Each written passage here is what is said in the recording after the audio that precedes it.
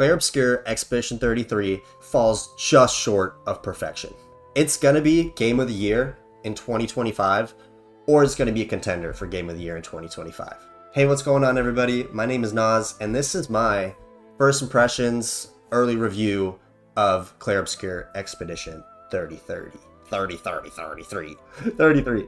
This game takes a really cool spin on a narrative story game with like turn-based combat with like these action sequences, and it kind of reminds me of when I was in middle school and I played Final Fantasy 13 and like the girl with the pink hair, I think it's 13. I love that game, and this kind of gives me that nostalgic vibe of that same kind of style of game. I mean, it's an RPG and I'm having a blast. I'm 6 hours in. I just have to say this game just might be a little short of perfection. There's some positives, some negatives. We're going to go over that. It's made by a small indie studio. I don't remember. I think somebody said it was like 30 something people. I might be wrong. It is amazing. It is the best experience I've had in a game this year so far. So some of the positives. The game is super captivating. Like, the story is amazing. Everything is voice acted. The budget for voice acting must have been insane, because when I say everything is voice acted, I mean like 60% of the people have like voice actors. And this is just the early stages of the game. All the side characters in the beginning were voice acted. Like, you're literally in this little town talking to everybody, and there's voice actors for everything. The world is beautiful. It is breathtaking, beautiful.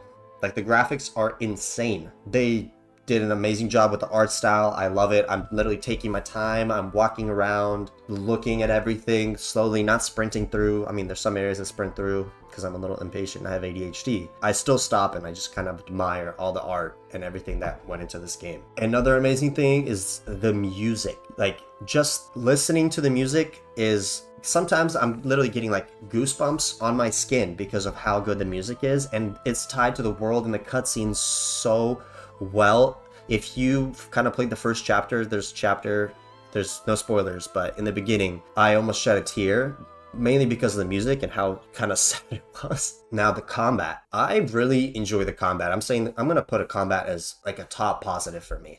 There's so many attack options. You can shoot with your pistol, you can use abilities, you can basic attack. There's also these quick time events that are tied to your abilities that you kind of have to time with your X button or your A button, whatever, on Xbox. And you do have the option to turn them off, which is nice. Like, if you're just lazy, sit on the couch and you don't want to time all those, there's an option to turn them off. And I've kind of played with both, and both feel great. You also have action sequences where you can jump, you can parry, you can dodge. It kind of makes the combat not just, like Pokemon-esque where you're like, oh, attack, oh, they attacked me, okay, attack back.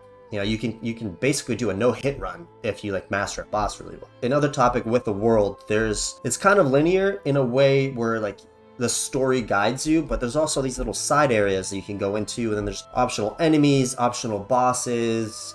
You can find extra loot on the ground, and it's kind of like you can explore if you want to, but you don't have to. You can just keep going and do the story. Customization. There's the customization, like, it doesn't seem that big when you see it, but it lets you tailor your character and spec them out however you want. Each character has attributes, and you can just manually level them up. Like, if you want to go all strength, all health, all dexterity, divide them up equally, however you want. And there's a whole lot of abilities. Like, one of the characters is a mage, and you can make them like an earth mage, a fire mage, lightning, healing. It's all however you want to play, however you want to spec out your party, and I think that is awesome. So like, some people may have different builds for every different character, and there's probably going to be build guides on how to build somebody in a certain way. Then another thing on top of that, there's kind of like this outer world. So each main like area is a biome. There's an outer world that connects all these biomes together, and then when you're traveling in that outer world, there's this feature called the camp, and then you can set up camp, and it kind of gives you the ability to go in there, and whoever's in your party, you can basically have interactions with them, or you can like write in your journal. And I think that's really cool. I think it's maybe drawn from Baldur's Gate, where you can kind of just, have conversations with your party members, and I'm assuming it builds friendship. I haven't really explored that feature too much just yet. I'm only in the second biome. I think it's really cool. It just gives you like more stuff to do. If there is a friendship feature, let me know. Now, the last positive of this game, I'm gonna have to say, is just the price. In a world of $70, $80, $90 games, Nintendo, this game is $45 on Steam, $50 on most other things. I think PlayStation Plus, I got it for $45. And then Xbox Game Pass is free. And for a game of this size, this content, and just how breathtaking it is, it's definitely worth the money. There are some negatives, not a lot, but some negatives that I've found, and these are my personal views, personal opinions. When you go into the outer world after the first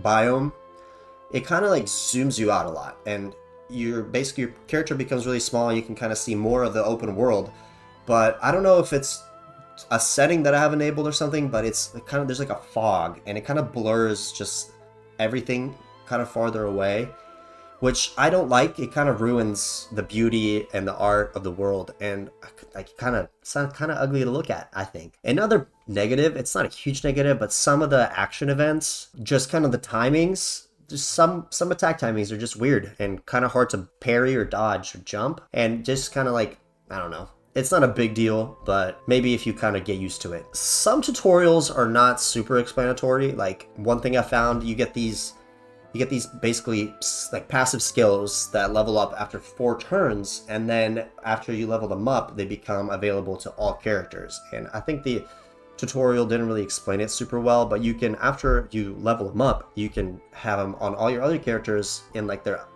other passives skill tree, so they don't have to have that like symbol equipped. I don't know if I read it bad or I just kind of breezed through it, but I don't think it explained it that well. But those are basically it. Those are basically all the negatives that I have to say about the game right now. But yeah, it's just my first impressions, initial review of the game. Let me know if you've started playing Clair Obscur, what you think about it. If you enjoyed this video and you want to join the fam, hit that subscribe button, hit that like button, leave a comment, and I will see you guys later. Peace.